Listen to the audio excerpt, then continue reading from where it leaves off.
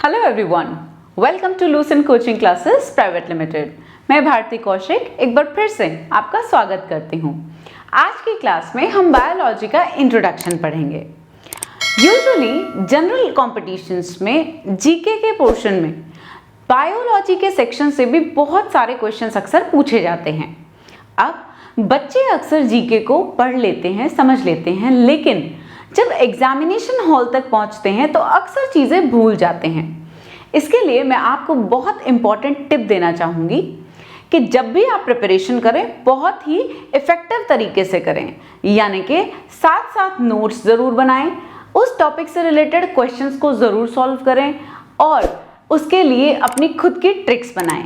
मेरी पूरी कोशिश होगी कि मेरे हर वीडियो में मैं आपको जितना हो सके उतना अच्छे तरीके से पढ़ाऊं। तो चलिए शुरू करते हैं इंट्रोडक्शन टू बायोलॉजी। सबसे पहले बायोलॉजी क्या है? बायोलॉजी साइंस की यानी कि विज्ञान की शाखा है, ब्रांच है। ठीक है, अब साइंस की जब हम बात कर रहे हैं तो देखिए सबसे पहले जान लीजिए कि साइंसिया वर्ड से बना है। विज्ञान क्या होता है? जब भी हम किसी भी चीज के बारे में सुव्यवस्थित ढंग से एक क्रमबद्ध रूप से अध्ययन करते हैं, whenever we study about any object in a systematic manner, that is science, उसे हम साइंस कहते हैं। तो साइंस की उत्पत्ति साइंसिया शब्द से हुई है, जिसका मतलब होता है नॉलेज। अब मैंने कहा कि साइंस की ब्रांचेस होती हैं बहुत सारी। जब भी आप किसी चीज के बारे में अध्ययन करेंगे तो वो विज्ञान की क्या हो जाएगी? पर्टिकुलर शाखा हो जाएगी। अब मैंने कहा कि बायोलॉजी भी क्या है? विज्ञान की ही एक शाखा है। देखिए, बायोलॉजी ग्रीक भाषा के दो वर्ड से बना है, बायो और लोगस से। बायो का मतलब है लाइफ यानी कि जीवन, और लॉजी का मतलब है स्टडी यानी कि अध्ययन। इससे हम कंक्लूड कर सकते हैं कि बायोलॉजी क्या है? जीवन के बारे में अध्ययन ही जीव विज्ञान है। That means study about living organisms is known as biology, right? अब देखिए, बायोलॉजी शब्द का सबसे पहले प्रयोग किसने किया? हो सकता है आपसे कभी भी कोई पूछ ले तो आपको पता होना चाहिए कि जीव विज्ञान यानी कि बायोलॉजी शब्द का प्रयोग करने वाले व्यक्ति थे लैमार्क। तो एक क्वेश्चन यहां से प्रिपेयर हो जाएगा कि बायोलॉजी का सर्वप्रथम प्रयोग किसने किया, तो आप आंसर देंगे लैमार्क ने किया। अब देखिए, हम अपनी सुविधा के लिए जब भी किसी टॉपिक को पढ़ते हैं तो उसे कैटेगराइज करके पढ़ते हैं। अगर आप जीव विज्ञान का अध्ययन करेंगे तो हम इसे दो शाखाओं में बांट कर पढ़ेंगे। दो शाखाएं जिसका नाम है बॉटनी और जूलॉजी। अब देखिए, जहां बॉटनी की बात हो रही है, बॉटनी के लिए हम वर्ड यूज करेंगे वनस्पति विज्ञान, यानी कि वनस्पति विज्ञान क्या है? जहां हम पेड़ पौधों के बारे में अध्ययन करेंगे। ठीक है, अगर हम जूलॉजी की बात करें तो क्या हो गया? जंतु विज्ञान, यानी कि जहां ऑर्गेनिजम्स के बारे में, एनिमल्स के बारे में अध्ययन कर रहे हैं। देखिए, जू में क्या होते हैं? एनिमल्स। तो एनिमल्स के बारे में स्टडी कर रहे हैं तो क्या हो गया? जूलॉजी। और मैंने कहा कि बॉटनी, जहां पे पेड़ पौधों के बारे में अध्ययन कर रहे हैं। अब देखिए, यहाँ पे सबसे ज्यादा पूछे जाने वाले तीन इंपॉर्टेंट क्वेश्चंस क्या हैं? आपसे हो सकता है पूछ ले कि फादर ऑफ बायोलॉजी किसे कहते हैं, तो आपको बताना होगा फादर ऑफ बायोलॉजी एरिस्टोटल यानी कि अरस्तु को कहते हैं। हो सकता है आपसे पूछ ले कि फादर ऑफ बॉटनी यानी कि वनस्पति विज्ञान का जनक किसे कहते हैं, तो आप आंसर देंगे थियोफेरेस्टस। आप इसे टुकड़ों में तोड़कर पढ़ सकते हैं, दैट इज थियोफेरेस्टस, राइट? तीसरा मैंने कहा कि फादर ऑफ जूलॉजी किसे कहते हैं, तो again we have to answer that is Aristotle. तो आई होप आपको पहले ये चार क्वेश्चन समझ में आए होंगे। हम आगे चलते हैं। देखिए, जब भी हम पढ़ रहे हैं कि जीव विज्ञान में किसके बारे में अध्ययन किया जा रहा है, जीव विज्ञान में जीवों के बारे में अध्ययन किया जा रहा है, तो देखिए सबसे पहले हमें पता होना चाहिए कि हम लिविंग और नॉन लिविंग के बीच कैसे कैटेगराइज करेंगे।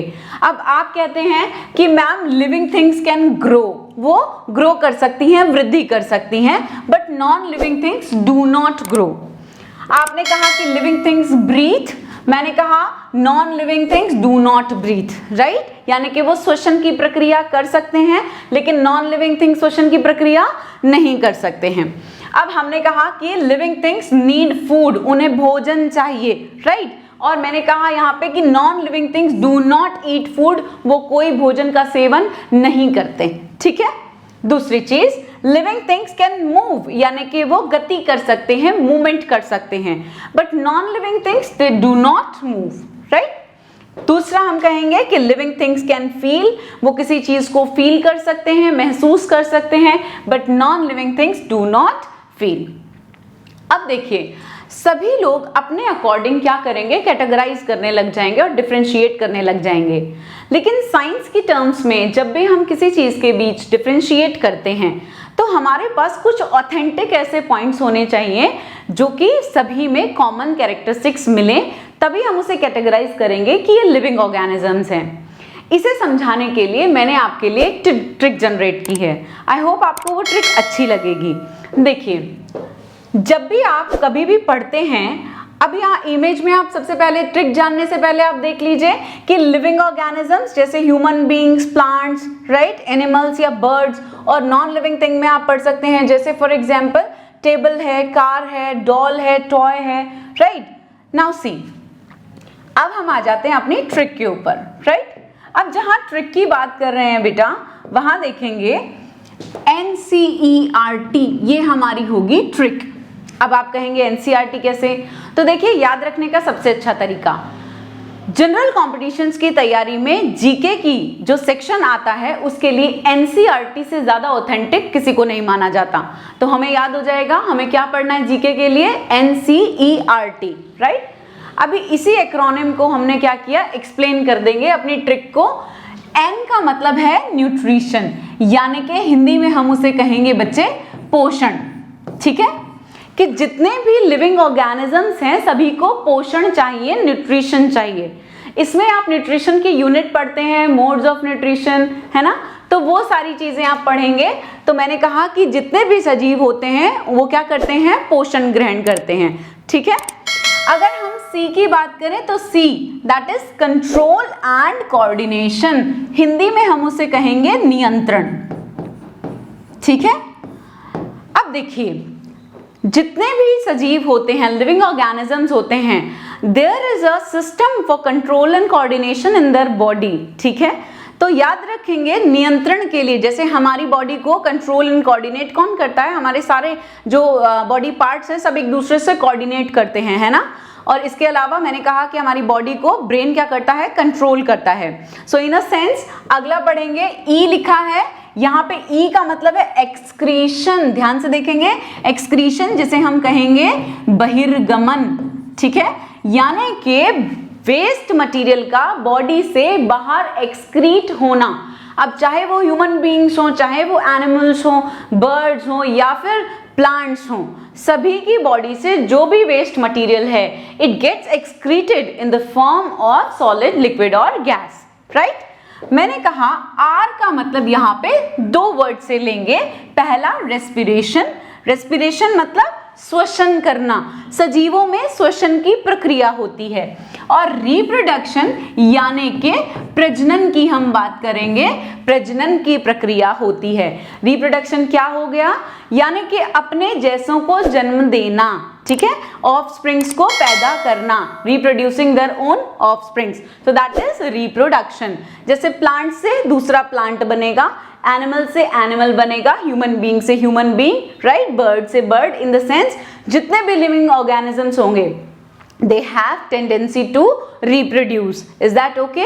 But non-living things they cannot reproduce. So ये वो authentic points हैं जिन पे हम living और non-living को क्या कर रहे हैं, categorize कर रहे हैं, ठीक है? लास्ट पॉइंट देखेंगे, यहाँ पे लिखा है टी। टी का मतलब है ट्रांसपोर्टेशन। नाउ ट्रांसपोर्टेशन को हम हिंदी में कहेंगे संवहन, ठीक है? अब संवहन की प्रक्रिया सभी सजीवों में होती है। जैसे हमारी बॉडी में ट्रांसपोर्टेशन का काम कौन करता है? ब्लड करता है। जैसे प्लांट्स में ट्रांसपोर्टेशन का काम कौन करता है? तो आप कहेंगे जाइलम और फ्लोएम करते हैं। ऐसे बहुत सारे टिश्यूज होते हैं जो एक्सपोर्टेशन का काम करते हैं, यानी कि ट्रांसपोर्टेशन का काम करते हैं, राइट। तो यहां से हमने सबसे पहले जाना कि NCERT ये वो ऑथेंटिक पॉइंट्स हैं जो किसी भी लिविंग ऑर्गेनिजम्स में हमें मिलेंगे। आई होप यहां तक आपको समझ में आया होगा। इसके अलावा हमारे आगे की वीडियोस देखते रहिएगा, जहां भी आपको कोई डाउट हो मुझसे जरूर पूछिएगा। Thank you so much, have a nice day.